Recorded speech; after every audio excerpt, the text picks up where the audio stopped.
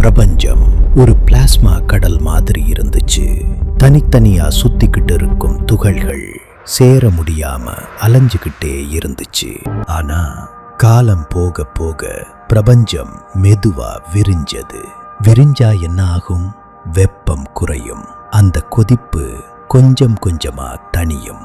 இது ஒரு பெரிய மாற்றத்துக்கு தயாராகிற நேரம். ஒளியின் ஆட்சி மெதுவா குறையுது. எனர்ஜி சற்றே சுருங்குது.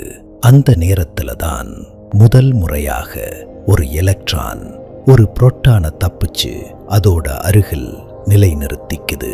அதுதான் பிரபஞ்ச வரலாற்றில பெரிய திருப்பம். அந்த ஒரு இணைப்பு முதல் ஹைட்ரஜன் அணுவை உருவாக்குது. அந்த நொடியில் முதல் முறையாக ஒரு முழுமையான அணு பிறக்குது. அந்த நாளுக்கு தான் விஞ்ஞானிகள் பெயர் வைத்திருக்காங்க, ரீகாம்பினேஷன். அந்த சம்பவத்துக்கு முன்னாடி பிரபஞ்சம் முழுக்க மங்கலான ஒளியால மூடப்பட்டிருந்தது. ஆனா அந்த அணுக்கள் உருவான உடனே ஒளி தடுக்கப்படாம சுதந்திரமா பயணம் செய்ய ஆரம்பிச்சது. அதாவது அந்த நாள்தான் பிரபஞ்சம் தெளிவா ஆன நாள்.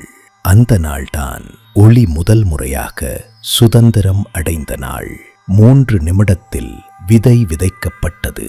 ஆனா ஒரு அணு பிறக்க இந்த பிரபஞ்சம் காத்திருந்தது 3.8 லட்சம் ஆண்டுகள்.